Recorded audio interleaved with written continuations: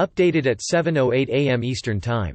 Vermont Senator Bernie Sanders has opened up a double-digit lead in the Democratic nominating contest, according to a new NPR-PBS NewsHour Marist poll. Sanders has 31% support nationally, up 9 points since December, the last time the poll asked about Democratic voters' preferences. His next closest contender has 19%. But that second-place rival is former New York City Mayor Michael Bloomberg. With this poll, Bloomberg has qualified for the Nevada debate, despite not being on the ballot there for Saturday's caucuses. Many Americans have become familiar with Bloomberg lately in this race because of his ubiquitous TV ads. But now get ready to see him on the debate stage for the first time Wednesday. Bloomberg campaign manager Kevin Sheekey called the new poll result the latest evidence of a groundswell for the candidate. To qualify, a candidate needed to have won at least one delegate in the first two contests, have 4 national polls showing the candidate with 10% or more, or 2 state polls from either South Carolina or Nevada showing the candidate with 12% or more support. Bloomberg previously cracked 10% in polls from Quinnipiac University, Monmouth University, and Fox News. Bloomberg, a multi-billionaire, has spent more than $300 million of his own money on ads, and despite not competing in the first 4 states of the nominating process, he's vaulted now into second place nationally. In recent days, Sanders and Bloomberg have upped attacks against each other. Sanders has taken aim at Bloomberg for the amount of money he has spent in the campaign, accusing him of trying to buy the nomination. He tweeted that Bloomberg will not create the kind of excitement and energy we need to defeat Donald Trump. Bloomberg responded by tweeting a video compilation of attacks leveled against fellow competitors by Sanders supporters online and stressing it's important to unite and that this type of energy is not going to get us there. Third among Democratic voters and Democratic-leaning independents is former Vice President Joe Biden with 15%, down 9 points since December. The debate Wednesday, as well as Biden's performance in Nevada Saturday and South Carolina a week later, are critical to whether the former vice president has a real chance at the nomination after disappointing 4th and 5th place showings in Iowa and New Hampshire, respectively. Don't see the graphic above? Click here.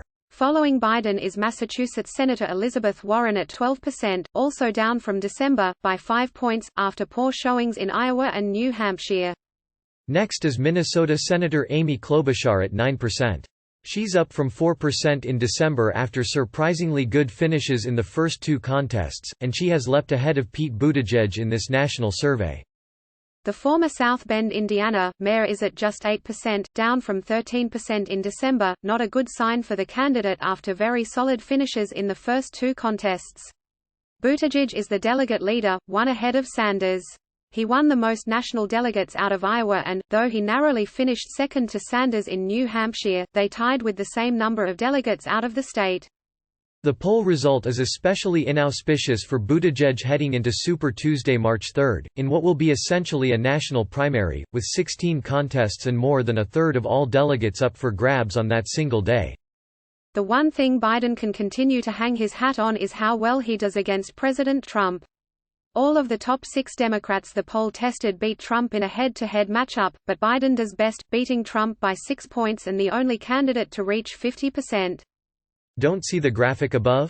Click here. Next best is Bloomberg, who beats Trump by 4 points, 48% to 44%, followed by Sanders, 48% to 45%. Buttigieg and Klobuchar do the same against the incumbent president, 47% to 45%. Warren runs about even with Trump, just 1 point ahead, 47% to 46%.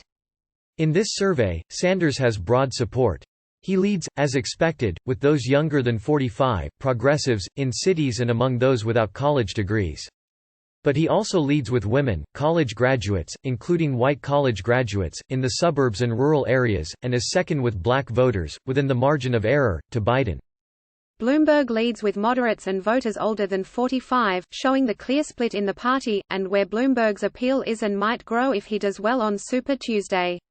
Bloomberg is also second with women, voters without a college degree and in rural areas. He also is third with black voters, showing that if Biden doesn't do well in South Carolina and drops out before Super Tuesday, Bloomberg might stand to benefit. 2 candidates who have to be worried about their lack of support with black voters, especially as the race is about to take a turn to the south, are Buttigieg and Klobuchar. They each get only 4% and 3%, respectively, with black voters. Klobuchar does better against Trump with black voters, with 80% of African Americans saying they would vote for her over Trump. Buttigieg gets just 74% saying they will vote for him. In 2016, Democrat Hillary Clinton won 89% of black voters nationally against Trump, according to exit polls.